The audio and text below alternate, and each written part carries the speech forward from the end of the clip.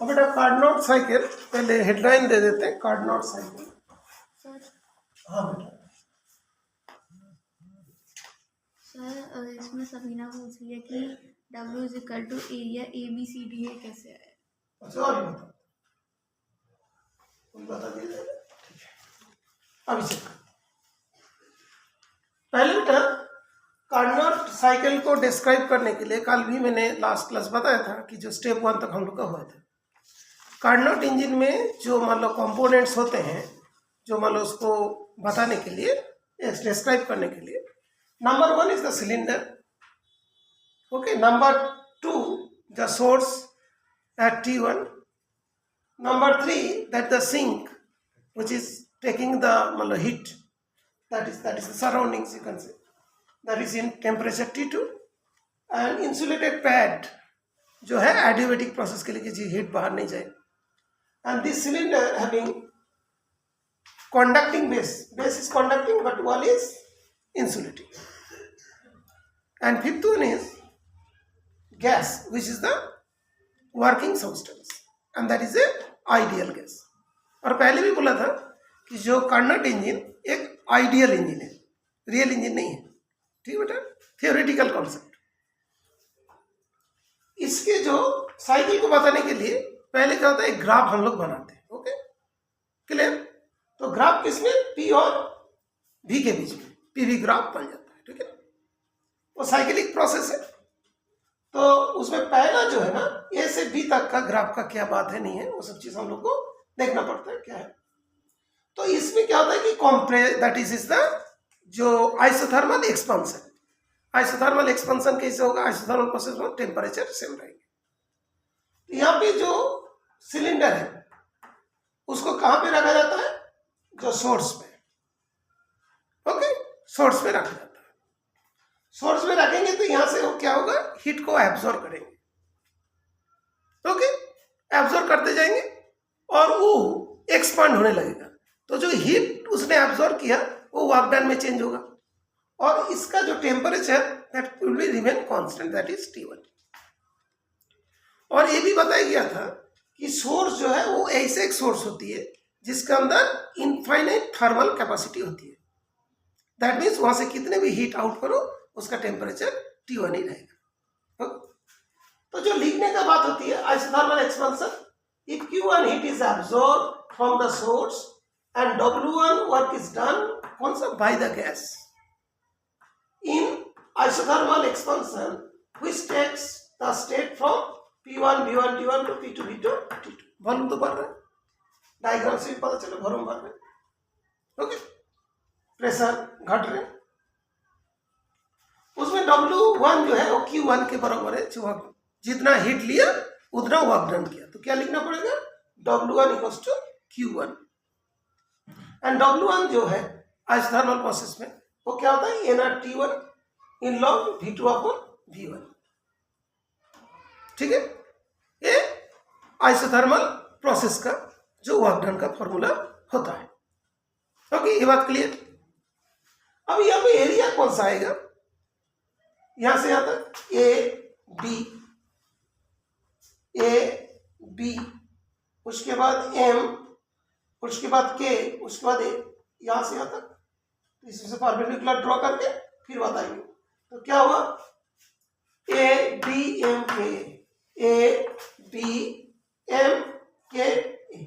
अभी देखो कि जो डायग्राम बनाया गया है उस डायग्राम का भी कॉन्जस्टेड हो जाता है, तो इसे थोड़ा सा बड़ा डायग्राम बना के लिखना पड़ता है। जो डायग्राम तो ना थोड़ा सा कंजेस्टेड हो गया, ठीक है ना। देखो जैसे ही मतलब हम बताने में जैसे दिक्कत हो रहा है, कॉपी चेक करने में उतना ही दिक्कत होगी। फिर जी तो जानते हो कॉपी चेक करने में दिक्कत होगा तो कहाँ से असर पड़ता है, नंबर कम मिलता है। कम भी जानते हो कितना कम होती है। अच्छा, तो nRT log इन log V2 upon V1 area इसका हो गया। अब एरिया तुमको समझ में आ गया, कौन सा वाला एरिया, ठीक है। एरिया वाला तुम्हारा डाउट था ना, तो एरिया वाला समझेंगे। स्टेप 2 में ये जो सिलेंडर यहाँ पे रखा हुआ था उसको जाके यहाँ पे रखेंगे। जब इंसुलेटिंग स्टैंड में रख दिया तो हीट तो कहीं जा नहीं सकते, जब हीट तो एकदम उसी का अंदर ही रह गया, पूरा हीट का कोई चेंज नहीं हुई, हीट चेंज नहीं होता है तो क्या होता है, heat constant adiabatic process, energy constant, heat constant delta Q zero. तो adiabatic expansion the gas is now placed on the insulating stand, और उसको ये जो फ्रिक्शनलेस पिस्टन होता है वो आपने पहले भी बढ़ रहा था, अभी बढ़ते जा रहा है, बढ़ते जा रहा है, उसको अपोज नहीं किया तो बढ़ते बढ़ते जा रहा है। ओके, हीट आया तो बढ़ते जा रहा है। Allowed to expand slowly till the temperature falls to T2। तो अभी देखो ये स्लोली उसको मूव करने देता है, यहाँ पे एक वर्ड है स्लोली, बिकॉज कोई भी process infinite small slow process होता है उसको क्या बोलते हैं, रिवर्सिबल प्रोसेस। एडियाबेटिक प्रोसेस तो स्लो प्रोसेस होती है। If W2 work is done by the gas in adiabatic expansion, adiabatic expansion हो रहा है, कौन कर रहे हैं, गैस खुद कर रहा है, ठीक है। तो adiabatic expansion which takes its step from P2 V2 T1 to P2 V3 T2, वहां पे तो टेम्परेचर सेम था। यहाँ पे जब मान लो कि Q2 हीट दिया था और वो जो मान लो कि एक्सपांड खुद कर रहा था, दैट मीन उसके अंदर क्या होगा, टेम्परेचर डाउन हो जाएंगे। तो टेम्परेचर डाउन हो गया, कहाँ से, T1 से कम होकर T2 में पहुंच गया। तो खुद जब वो काम करेगा टेम्परेचर डाउन।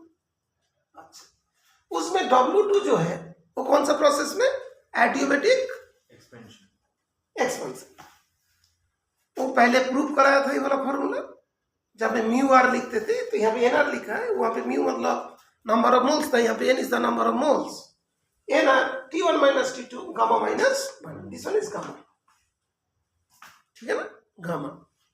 इसका एरिया कितना होगा, छोटी सी एरिया यहां से यहां तक B C N M B, B से B, तब होता है कि तुम्हारा साइक्लिक पैटर्न है ना, इतना वर्क डन होगा, इतना area, closed area BCNMP area, ठीक है। ये वाला ही बात हुई। तो अभी सिलेंडर कहां पे रखा हुआ था, यहाँ पर, अभी उसको हीट को रिलीज करनी है।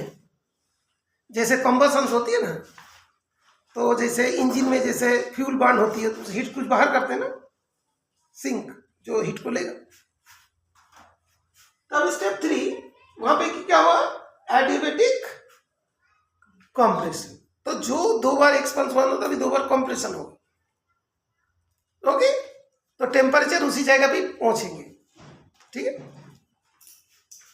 Isothermal compression, if Q2 heat is released by the gas, कहां पे, टू द सिंक, ठीक है। और उस केस में W3 work is done by the surrounding in isothermal compression. Compress होने के लिए क्या होता है, सराउंडिंग से कंप्रेस करते, okay. Surrounding in the isothermal compression which takes its states P3 V3 T2 to P4 V4 T2, isothermal temperature will remain constant। तो इस केस में W3 equals to Q2, W3 जो वर्क डन हो रहा है ना वो Q2, बिकॉज इसमें Q2 हीट इज रिलीज। पहले एब्जॉर्ब कितना किया था, एब्जॉर्ब कितना, Q1 एब्जॉर्ब Q1 किया था, उससे से कितना उसने रिलीज कर दिया, Q2 हीट। तो यहाँ पे जो वर्क डन हुआ, वर्क डन किसके बराबर, Q2, Q2 किसके बराबर, nRT2 log V3 upon V4। Area कौन सा हुआ, यहां से जो यहां से यहां तक ना, तो CNLDC, ठीक है, इतना हो गया। स्टेप 4 जो हुआ इसको ऊपर रखा हुआ था, ओके। स्टेप 4, इसके बाद क्या होगा, इंसुलेटिंग हो जाएगा। तो अभी देखो step 4, gas is now again place to the insulating stand.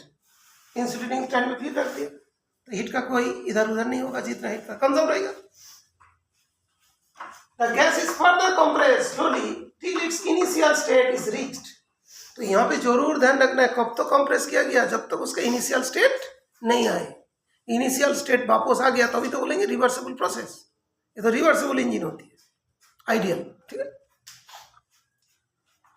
तो initial state this one, if W4 work is done on the adiabatic compression, जो कंप्रेस कर रहे हैं तो वर्क डन W4, तो क्या देंगे, P4 V4 T2 P2 V1 T1, मतलब टेम्परेचर फिर क्या हुआ, पहले डाउन हुआ था, अभी कंप्रेस कर रहे तो उसके अप होकर T1 में पहुंचेंगे, ठीक है, प्रेशर 1 पहुंचेंगे, दैट इज P1 में ओरिजिनल जगह पे पहुंचेंगे, ठीक है। तो W4 NR T1 minus T2 gamma minus 1, ठीक है। अच्छा, ये जो T1 माइनस T2, ओके, यहां पे भी क्या था, T1 माइनस T2, ये वाला कौन सा था, एक्सपेंशन, ये वाला क्या, कॉम्प्रेशन। ये जो T2 से T1 लिखा क्या, T1 minus T2, otherwise minus sign लगाना पड़ता है, ठीक है, लाइक दैट, ये चीज लिख दिया, okay, compression. Area DAKLD, DLKLD,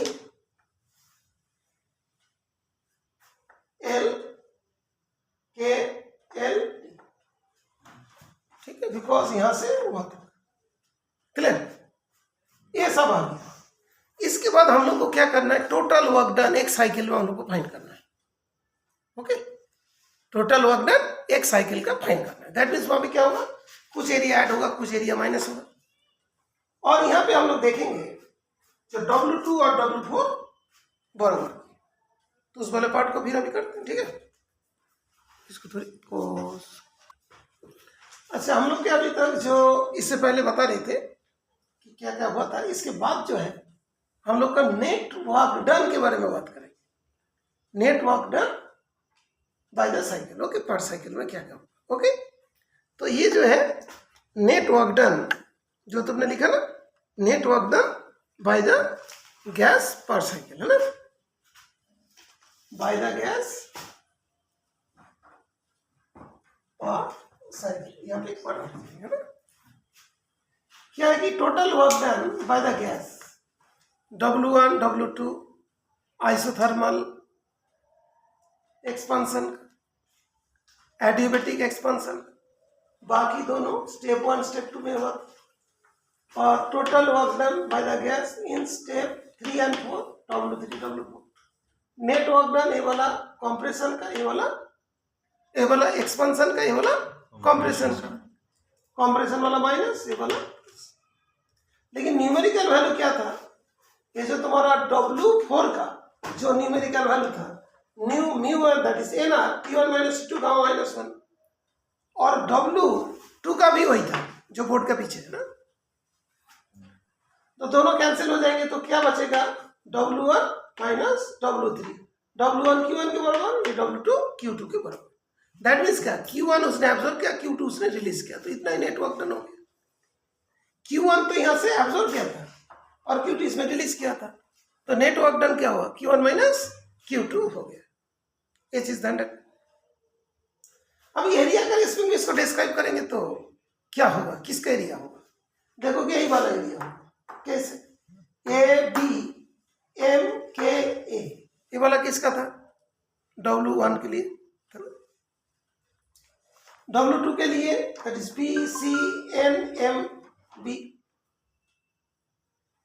W3 कौन सा था, ये जो यहां से यहां तक, ये वाला CNLDC,